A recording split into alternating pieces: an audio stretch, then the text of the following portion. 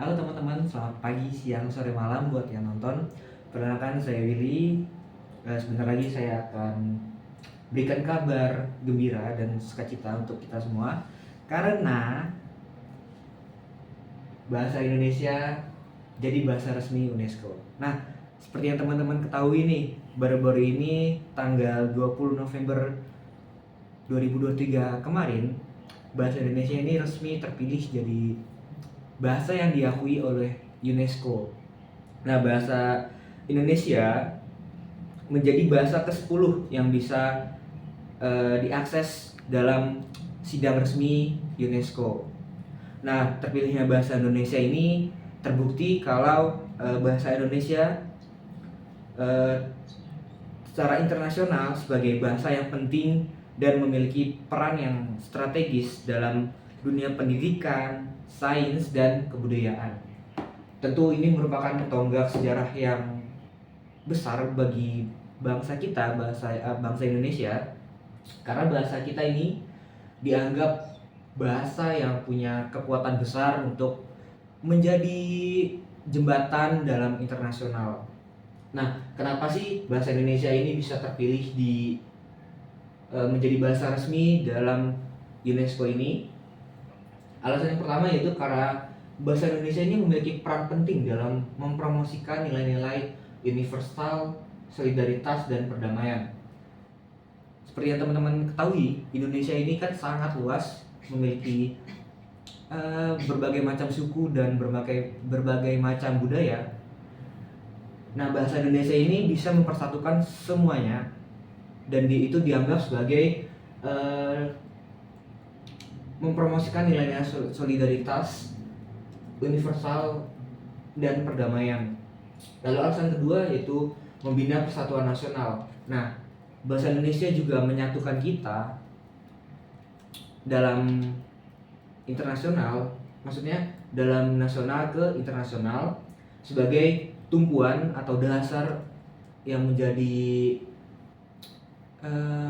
pemersatu dari semuanya itu, yang dari suku, bangsa, segala macam.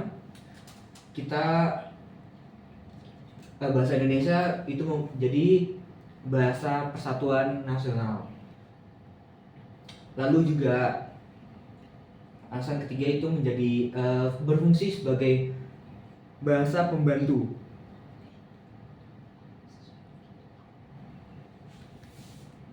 Ya, jadi bahasa Indonesia ini dapat membantu dalam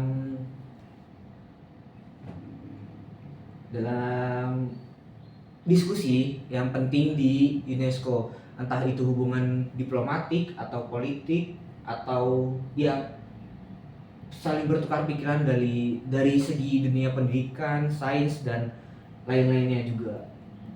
Lalu ada juga memfasilitasi kelancaran komunikasi antar etnis dalam lingkungan bahasa Indonesia yang beragam. Seperti yang kita tahu juga, Indonesia kan memiliki banyak etnis juga. Nah, bahasa Indonesia ini sebagai fasilitas kelancaran komunikasi antar etnis. Jadi untuk kita bisa berkomunikasi dengan antar etnis, kita menggunakan bahasa Indonesia. Begitu.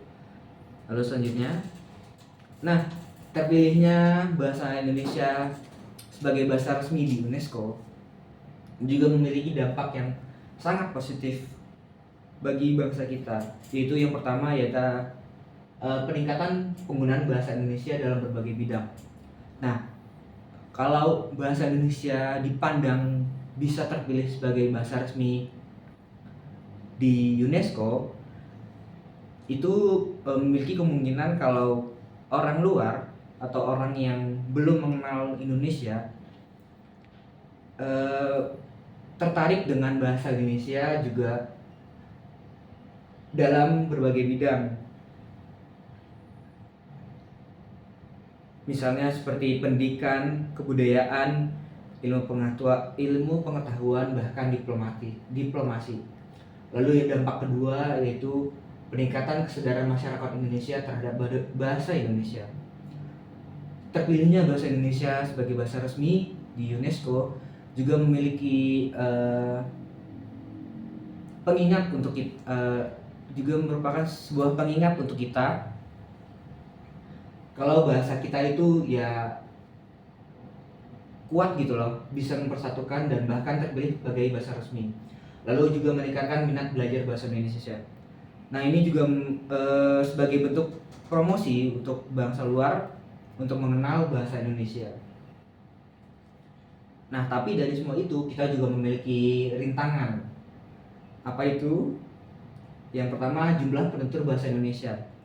Nah, jumlah penutur bahasa Indonesia ini sekarang ini terbilang sekitaran 280 juta orang yang tersebar di berbagai belahan dunia. Namun di Indonesia sendiri, jumlah penutur bahasa Indonesia diketahui kira-kira sekitar 269 juta orang. Nah, hal ini menjadi rintangan bagi Indonesia untuk mempromosikan bahasa Indonesia sendiri. Lalu yang kedua ada kualitas sumber daya manusia. Nah, kualitas sumber daya manusia mampu menggunakan bahasa Indonesia dengan baik dan benar masih belum